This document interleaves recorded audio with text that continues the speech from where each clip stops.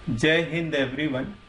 तो आज हम लोग बात करेंगे सेल सेल जंक्शन या जंक्शन प्रोटीन्स के बारे में। अभी तक हमने बात की थी कि किसी मॉलिक्यूल को अगर सेल मेम्ब्रेन को क्रॉस करना है तो उसको प्रोटीन के थ्रू जाना होगा। वो या तो चैनल हो सकता है, ट्रांसपोर्टर हो सकता है, या फिर एटीपी पावर्ड पंप हो सकते हैं। लेकिन अब एक महत्वपूर्ण बात आती है कि बहुत सारी सेल्स जो है वो मिलकर टिश्यू का निर्माण करती हैं, है ना, ऊतकों का निर्माण करती हैं, और ये सारी सेल्स एक ही तरह का फंक्शन करती हैं। ठीक है, जैसे मसल है भाई, मसल में बहुत सारी सेल्स हैं, वो आपस में एसोसिएटेड है, और वही जो है हार्ट को एक रिदमिक कॉन्ट्रैक्शन के लिए तैयार करती है। लेकिन अगर सोचिए आप कि इन सेल्स के बीच एसोसिएशन ना हो, एसोसिएशन ना होगा तो क्या ये जो है वर्क पॉसिबल होगा? बिल्कुल नहीं। तो इसके लिए क्या करना है भाई कि सेल्स के बीच में आपस में एसोसिएशन होना चाहिए। अगर आप मेरे हाथों को एक कोशिका मान ले, एक ये है, एक ये है, तो दोनों के बीच एक एसोसिएशन होना चाहिए। दोनों के बीच क्या होना चाहिए भाई? एक एसोसिएशन होना चाहिए, एक लिंक होना चाहिए, है ना। इसी को कहते हैं सेल सेल जंक्शन। ठीक है। अच्छा, दूसरी चीज, ये सेल किसी सरफेस पे रहेगी। जनरली सेल्स कहाँ रहती हैं? बेसमेंट मेम्ब्रेन पे। तो उसको हम लोग कहते हैं कि ये जो है सेल का एसोसिएशन है बेसमेंट मेम्ब्रेन से। तो एक सेल के कितने एसोसिएशन हो गए? दो। एक तो वो बेसमेंट मेम्ब्रेन से जुड़ी है, दूसरी सेल्स से या बहुत सारी अदर सेल्स से जुड़ी हुई। ठीक है, तो ये तो आपको इसका इंपॉर्टेंस समझ में आ गया। अब सेल जंक्शन प्रोटीन्स क्या है? ये जो जंक्शन है इसका फॉर्मेशन, जिससे कि इन दो सेल्स के बीच से कोई चीज होके ना गुजरे, है ना, तो इन्हें कहते हैं जंक्शन प्रोटीन्स या सेल जंक्शन प्रोटीन्स। ठीक है। सेल जंक्शन प्रोटीन्स में यहां देखिए, इसमें दो सेल्स दिखाई दे रही है। तो इन सेल्स के बीच जो एसोसिएशन है वो जो है आपका यहाँ पे है। तो देखिए, ये दो सेल नंबर 1 और सेल नंबर 2, ठीक है, इनके बीच में देखिए एसोसिएशन है। ठीक है ना। ये जो आपको अलग अलग कलर से रिबन जैसा दिखाया गया है, ये क्या है? एसोसिएशन है, that is made of proteins. किसका बना हुआ है भाई? प्रोटीन्स का बना हुआ है। अच्छा, उसी के साथ साथ देखिए एक चीज और डिफाइन करना आवश्यक है यहाँ पे, कि जब हम किसी जंक्शन की बात करते हैं तो वो सेल के किस रीजन में है। यहाँ रीजन से मतलब है कि सेल की दो साइड्स होती हैं, एक है एपिकल साइड और दूसरा है बेसल साइड। जिधर वो बेसल मेम्ब्रेन, ये क्या है? बेसमेंट मेम्ब्रेन है, जिससे कि सेल इससे जुड़ी हुई है। ठीक है, जहां से वैस्कुलर सप्लाई है उसको कहते हैं बेसल साइड, और जिस साइड जो प्रोजेक्टेड है किसी ल्यूमेन के लिए, वो क्या है? Apical side. ये बात समझ में आ गई सबको? अब इस रेफरेंस में ही हम बात करेंगे कि कोई जो जंक्शन है वो किस तरफ है, कहाँ है। ठीक है, तो इस तरह के जंक्शन जो होते हैं वो 5 टाइप्स के होते हैं। कितने तरह के होते हैं भाई? 5। पहला क्या है? टाइप। दूसरा क्या है? एडहरेंट। तीसरा है डेस्मोसोम, हेमी डेस्मोसोम। ठीक है, फिर है गैप जंक्शंस। तो इन चीजों के बारे में हम अध्ययन करेंगे। आज के इस लेक्चर में हम लोग देखेंगे कि टाइट जंक्शंस क्या होते हैं और कौन कौन सी प्रोटीन्स उसमें इन्वॉल्व। तो देखिए यहाँ पे आपको दिखाया गया है टाइट जंक्शन। ये एसोसिएशन किसके किसके बीच हो सकता है? एपिथेलियल सेल्स के बीच हो सकता है, एंडोथेलियल सेल्स के बीच हो सकता है, माइलिनेटेड सेल्स। आप जानते हैं कि एपिथेलियल सेल्स जो है एक्सटर्नल और इंटरनल सरफेस का जो है निर्माण करती है, चाहे वो ब्लड वेसल हो, चाहे इंटेस्टाइन हो, चाहे ब्लड ब्रेन बैरियर हो, हर जगह। ठीक है, तो इन सेल्स के बीच एसोसिएशन होना चाहिए। Why this association of tight junction is necessary? क्यों जरूरी है भाई? आप जानते हैं ब्रेन के अंदर ब्लड का सप्लाई तो बहुत ज्यादा है, लेकिन क्या ब्लड से हर चीज जो है ब्रेन के अंदर जाती? तो आंसर होगा नहीं। क्यों? क्योंकि जो ब्लड वेसल्स उसको सप्लाई करती हैं वहां पाया जाता है ब्लड ब्रेन बैरियर। तो ब्रेन के अंदर एक डिफरेंट इन्वॉल्वमेंट है और जो है उससे बाहर डिफरेंट है। तो अगर ब्रेन के अंदर आप जानते हैं इलेक्ट्रिकल एक्टिविटी बहुत ज्यादा होती है, अगर बहुत सारा सोडियम पोटेशियम ये सब क्रॉस करके थ्रू ग्रेव जंक्शन या बहुत सारी प्रोटीन्स वो वहां पहुंच जाएंगी तो फंक्शन क्या होगा ब्रेन का? डिस्टर्ब हो जाएगा। ठीक है।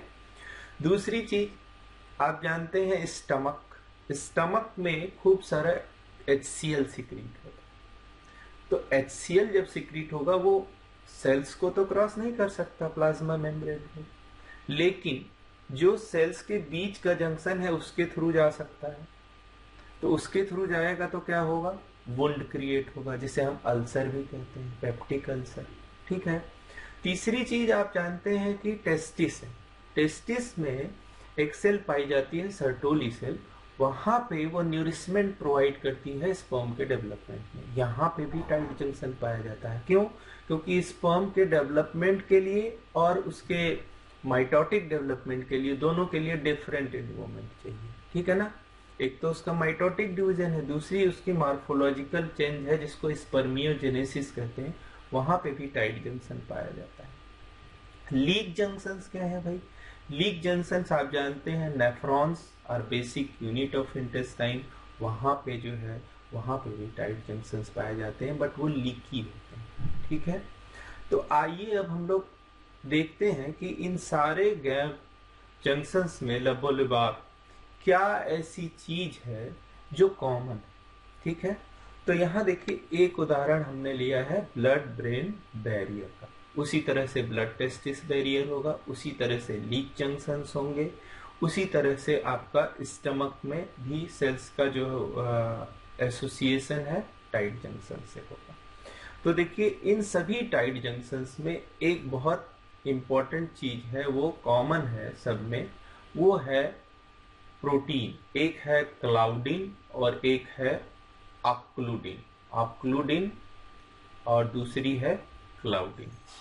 ये दो प्रोटीन्स बहुत इंपॉर्टेंस है किसी भी टाइट जंक्शन के फॉर्मेशन के लिए। तो क्या होगा भाई, जैसे एक बच्चा दूसरे को ऐसे पकड़ता है, हैंड ज्वाइन करता है, उसी तरह से सेल मेम्ब्रेन्स पे ये प्रोटीन प्रेजेंट होंगे। ठीक है ना? इनके कुछ डोमेन्स साइटोसोलिक होंगे और कुछ जो है एक्स्ट्रा सेलुलर डोमेन होंगे। ठीक है। तो ये दोनों के बीच क्या होगा? एसोसिएशन होगा। ठीक है। तो यहां देखिए ब्लड ब्रेन बैरियर में यहाँ ये ब्लड वेसल है। हम जानते हैं कि ब्लड वेसल एंडोथेलियल सेल्स से बनी होती है और उसी के साथ एक सेल एसोसिएटेड है, वो है एस्ट्रोसाइट, है ना? Astrocytes are very common, they are associated with the blood vessels as well as neuron. ठीक है। तो देखिए यहाँ पे क्या हो रहा है कि जो इंडोथेलियल सेल्स है उनके बीच क्या है? टाइट जंक्शन है। क्या है? Tight junction. तो टाइट जंक्शन का फॉर्मेशन कैसे हो रहा है? सपोज करिए ये पहली सेल है, ये दूसरी सेल। ठीक है। इन दोनों की ये सेल मेम्ब्रेन है ना? सेल मेम्ब्रेन के ऊपर देखिए ये ऑक्लूडिन प्रेजेंट है, एक नंबर। दूसरा क्या है? क्लाउडिन प्रेजेंट है। दो अलग अलग प्रोटीन है। अब ये एक सेल है, ये दूसरी सेल, तो इस पे क्लाउडिन प्रेजेंट है, इस पे क्लाउडिन प्रेजेंट है। दोनों क्लाउडिन्स का क्या होगा? एसोसिएशन होगा। लेकिन दिस पार्ट ये किसके साथ है एसोसिएटेड है? सेल मेम्ब्रेन के साथ। ठीक है ना? उसी तरह से क्लाउडिन को देखेंगे तो क्लाउडिन में भी क्या है? उसका एक इस सेल पे एसोसिएशन है सेल मेम्ब्रेन से, दूसरा इस सेल पे, और दोनों का आपस में एसोसिएशन है। तो they form a tight junction and there are certain proteins associated with these protein claudin and occludin। वो कहाँ पे है? साइटोसोलिक साइड में। तो साइटोसोलिक साइड में देखिए ये है जोना ऑक्लूडिन, है ना? तो जोना ऑक्लूडिन क्या है? साइटोसोलिक साइड में। ये सेल का साइटोसोलिक साइड है ना? और ये जो आपको दिखाया गया है ये दोनों सेल के बीच का जंक्शन। ठीक है ना? ये जो है यहाँ पे देखिए तो ये क्या है? जंक्शन। ठीक है। तो ये फिर किससे एसोसिएटेड है? एफ एक्टिन से। हम जानते हैं कि कितने तरह के फिलामेंट होते हैं, 3 तरह से, माइक्रोट्यूब्यूल, इंटरमीडिएट फिलामेंट। और तो ये फिलामेंट्स क्या करते हैं? स्ट्रक्चर प्रोवाइड करते हैं। तो भाई जब 2 सेल्स एसोसिएटेड हैं, आप पुल करेंगे तो ये अलग हो सकती है, तो उसके लिए क्या है, उसको सपोर्ट दिया गया है जोना क्लाउडिन और जोना ऑक्लूडिन, इनके द्वारा। फिर उसको किससे कनेक्ट किया गया है? एफ एक्टिन के द्वारा। तो इस तरह से ये बहुत ही स्ट्रॉन्ग एसोसिएशन बनता है। एक्चुअल में ये एसोसिएशन कैसा होता है देखिए, तो ये जो जोना ये क्लाउडिन है या ऑक्लूडिन है, ये ट्रांस मेम्ब्रेनस प्रोटीन है और कैसा है? मल्टी पास है। देखिए कितने इसके अल्फा हेलिक्स मेम्ब्रेन के साथ एसोसिएटेड है, 1 2 3 4, 4 जो है हेलिक्स मेम्ब्रेन के साथ एसोसिएटेड है। और उसके साइटोसोलिक डोमेन से ही क्या जुड़ा हुआ है भाई? जोना ऑक्लूडिन। देखिए, और उससे क्या जुड़ा है? एफ एक्टिन जुड़ा है। सेम स्ट्रक्चर को एग्जाम में बनाने के लिए आप ये बना सकते हैं, लेकिन एक्चुअल स्ट्रक्चर ऐसा है, ठीक है। तो ये देखिए इन दोनों के बीच में यहाँ पे एसोसिएशन है जो कि टाइट जंक्शन।